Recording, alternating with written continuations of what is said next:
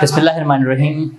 campus.pk के इस platform से मैं आपको खुशामदीद कहता हूँ। सिलेबस हमारा जो इंग्लिश का है वो आपको ऑलरेडी पता है, फिर भी मैं बता दूँ कि 20 MCQs जो हैं वो मल्टीपल चॉइस क्वेश्चंस जो हैं वो दिए जाएंगे आपको ऐसे के।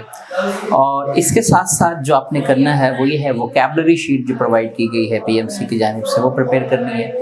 इसके अलावा जो सिलेबस है आपकी FSC की जो बुक्स हैं इंग्लिश की, आपको पता ही है कि आपकी जो 2 बुक्स, बुक 1 और बुक 3 फर्स्ट ईयर की, इसके साथ साथ ग्रामर, वो आपको पता है ग्रामर का जो है वो पोर्शन वो तो सारा आउट ऑफ सिलेबस ही होता है, कवर हम करवा देंगे, इट डजंट मैटर, करवा रहे हैं, बल्कि तकरीबन हम करवा चुके हैं, but revision is there, we will be revising it, so you will be with us, so that's why next जो है FS में पार्ट 2 में जो किताबें हैं वो कौन सी हैं, वो है एक नोवेल है, उसके साथ साथ बुक 2 है और फिर ग्रामर का पोर्शन है, ये भी इंक्लूड होगा। अब ग्रामर में क्या है, सब्जेक्ट वर्ब एग्रीमेंट है, वो हमने करना है। What I am saying, subject verb agreement वो करना है।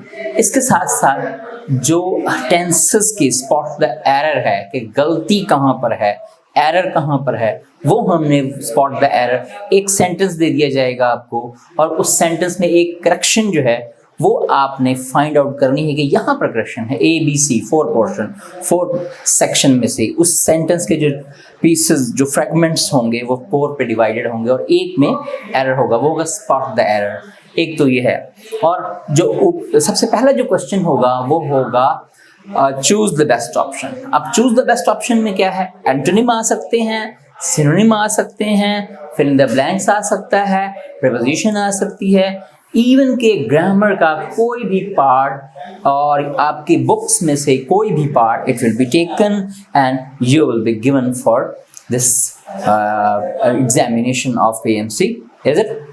Now come to the question number 3। So what will be the distribution we?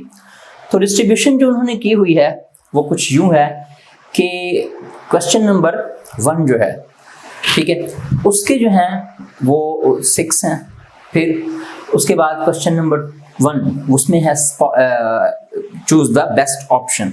तो चूज द बेस्ट ऑप्शन में आप तकरीबन जो है कि वो 6 मल्टीपल चॉइस जो है वो आपने करने हैं, ठीक है।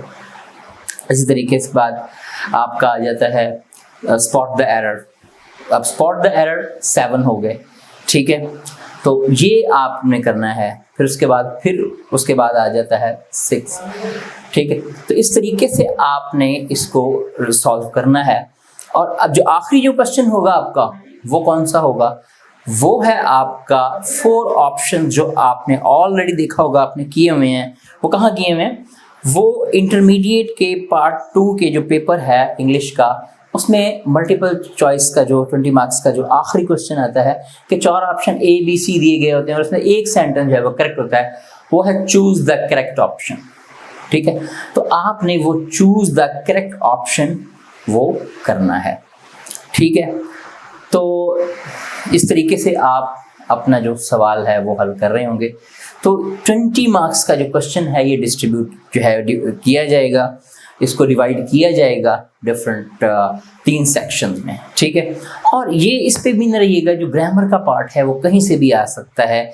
ग्रामर जो है that will be included from anywhere else that you have already studied. Even it might be included from generally text, कहीं से भी, किसी से।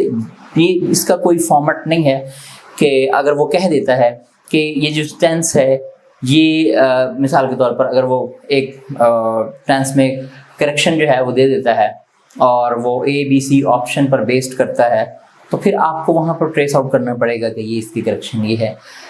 क्वाइट पॉसिबल है कि वो पूछ लेता है कि ये कंडीशनल 1 है, कंडीशनल 2 है, कंडीशनल 3 है, या आपको ये भी मेंशन करना होगा। फिर वो पूछ लेगा जी इसका सिनोनिम जो है ये, तो ये कहीं से भी, अब ग्रामर जो है वो कहीं से भी आ सकता है। तो इसके लिए कोई स्पेसिफिक बुक जो है वो नहीं है, just your practice is there, because grammars can not be recommended, grammar को रिकमेंड नहीं किया जा सकता। Grammar is the basically outcome of your knowledge, what knowledge you are getting and what knowledge you are putting into the paper. That comes from practice and practice.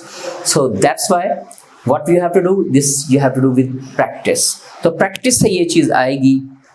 इस तरीके से आप जो अपना साथ कर रहे होंगे और हम आपके साथ होंगे, करवा रहे होंगे, ऐसी बात नहीं है इंशाअल्लाह।